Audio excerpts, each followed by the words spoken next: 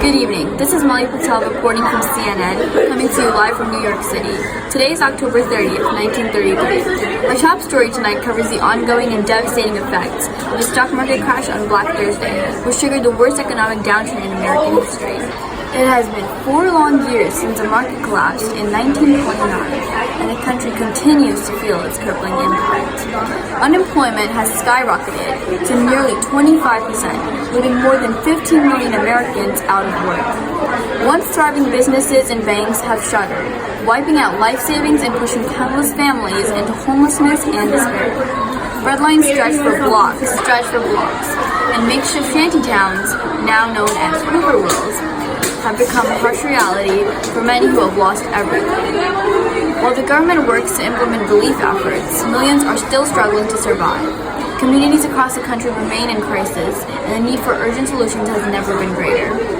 To gain insight into the hardest hit regions, we now turn to Kavya Nanduri reporting from Tulsa, Oklahoma. Hello everyone, this is Kavya Nanduri reporting from Tulsa, Oklahoma. Today we have a special guest with us as we take a deeper look into the struggles of families impacted by the Great Depression. I'm here with Rahi, whose family has been pushed into poverty due to this national crisis. Rahi, thank you for joining us during these difficult times. Firstly, how have you and your family been doing since the stock market crashed? It's been really hard. My dad lost his factory job and my mom can't find sewing work anymore, and we barely have enough to eat, and every day feels like a fight to get by. Oh, that's so sad. Could you share some of the biggest challenges you faced, particularly in securing basic needs like food, shelter, and employment? Well, like I said, my dad is trying to find a job, but it's been really difficult since there's like no jobs on the job market. And also, food is really hard to get because, again, we have to pay for food and we barely have any money left. Good luck to your dad. Hope he finds a job. Thank you. What are some ways you believe the government can take action to provide relief and help struggling American families regain stability? We need more jobs on the job market that pay well, plain and simple. If people can work, they can feed their families and buy necessities. Like more food and housing options would help go a long way too.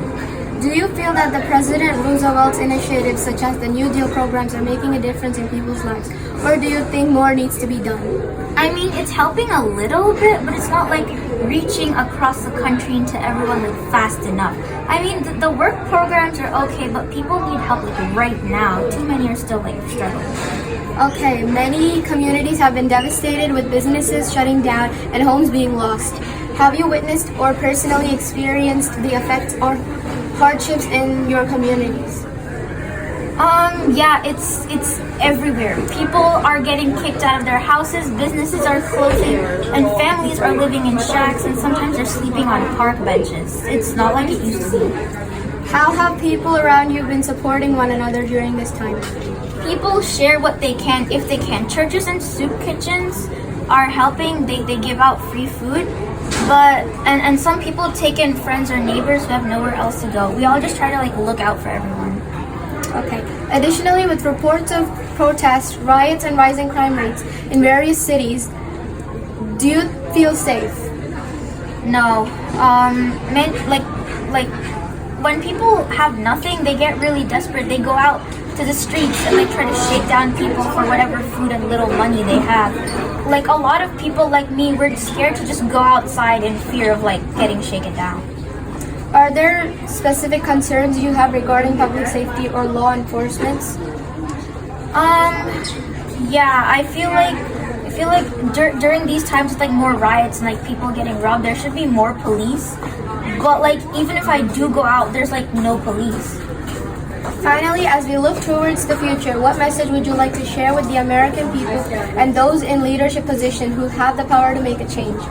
To everyone struggling and all the other people like me, hang in there.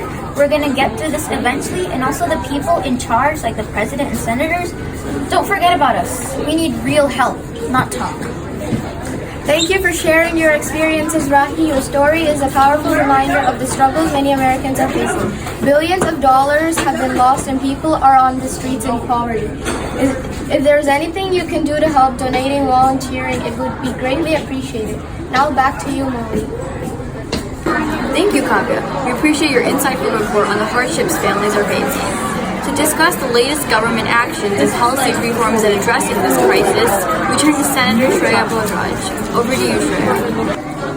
Thank you, Molly, for inviting me. I'm Shreya Bajraj. I'm a senator in Congress here to discuss the issues we are facing today and how our government is planning to solve them. As we all know, we're currently undergoing the Great Depression. Many of us are in financial trouble and things are just not going well. The economic downturn certainly has left thousands in our country struggling to make ends meet. What has the government been implementing to promote economic recovery? To solve this problem and bring peace, President Roosevelt is working to pass the New Deal plan. Shreya, could you elaborate on President Roosevelt's New Deal program, an initiative for our viewers? Okay, so in short, the New Deal plan is working to provide relief to those who are unemployed and poor and to recover the declining economy back to its normal levels. In addition to this, Roosevelt's plan aims to reform the financial system to ensure that this tragedy does not repeat itself in the future. Now is when things go awry. Although this plan seemed pretty stable, the Supreme Court or the judicial system invalidated many of the New Deal's measures, stating them to be unconstitutional. After hearing this, President Roosevelt was very frustrated. These decisions made by the Supreme Court created a major conflict between the executive and judicial branches of government. For this reason, Roosevelt proposed a plan to expand the Supreme Court by adding more justices, specifically over the age of 70. Personally, I didn't think this plan would work, and so did Congress. Congress knew that this proposal would never pass because although Roosevelt's plan didn't work, because Congress did not have the right to alter how the Supreme Court is made up. Ultimately, although Roosevelt's plan didn't work, two members of the Supreme Court switched to a New Deal, and this made the majority of people in favor of the New Deal, and the issue was solved. Once again, thank you, Molly, for having me. Now back to you. That's all from us. Thank you for joining us tonight. Don't forget to tune back in tomorrow morning at 7 for more information and updates as policies arise and reform continues. A reminder for the millions of Americans suffering: don't give up as we navigate these hard times. We will continually foster community and support as we work to bring up our country's socioeconomic condition. From everyone at CNN, have a peaceful night. I'm Molly Patel. Good night. The Great Depression was more than just an economic disaster. It was a test of resilience, a battle against hardship, and a defining chapter in American history that shaped a generation. It was a time when the security of a steady job vanished overnight, and when the savings of a lifetime disappeared in an instant, and when the simple promise of a meal became uncertain. For millions, the American dream had turned into a waking nightmare. Cities, once bustling with industry and opportunity, became places of despair, where men searched endlessly for work that no longer existed. Banks, the backbone of the economy, crumbled under the weight of panic and debt, taking with them the hopes and futures of ordinary people. Farmers, the providers of the nation, watched helplessly as their land turned to dusk, forcing them from their homes in search of survival. For years, hardship stretched across the country, affecting the rich and poor alike, leaving no community untouched. Breadlines and soup kitchens became symbols of survival. Families huddled together in makeshift shelters, hoping that tomorrow would bring a glimmer of relief. Some traveled west, clinging to the hope of work in California's fields, while others stayed behind, determined to hold on to whatever was left. In the midst of it all, children grew up too soon, learning lessons not from classrooms, but from the harsh realities of life in a country struggling to stay afloat. But in the face of such overwhelming hardship, the human spirit endured. Communities came together to help one another. Strangers shared what little they had, and though the government struggled to find answers, hope was not entirely lost. New leaders rose with a promise of change. The New Deal plan sought to rebuild what had been broken, offering relief and recovery. Public works projects put people back to work, constructing roads, bridges, and schools that still stand today as a monument to perseverance. Recovery did not come quickly, nor easily. The scars of the Depression remained, shaping the way future generations viewed money, work, and security. But those who lived through it emerged stronger. They carried with them a deep understanding of sacrifice and resilience forged in hardship, and the belief that no matter how difficult times became, they would survive.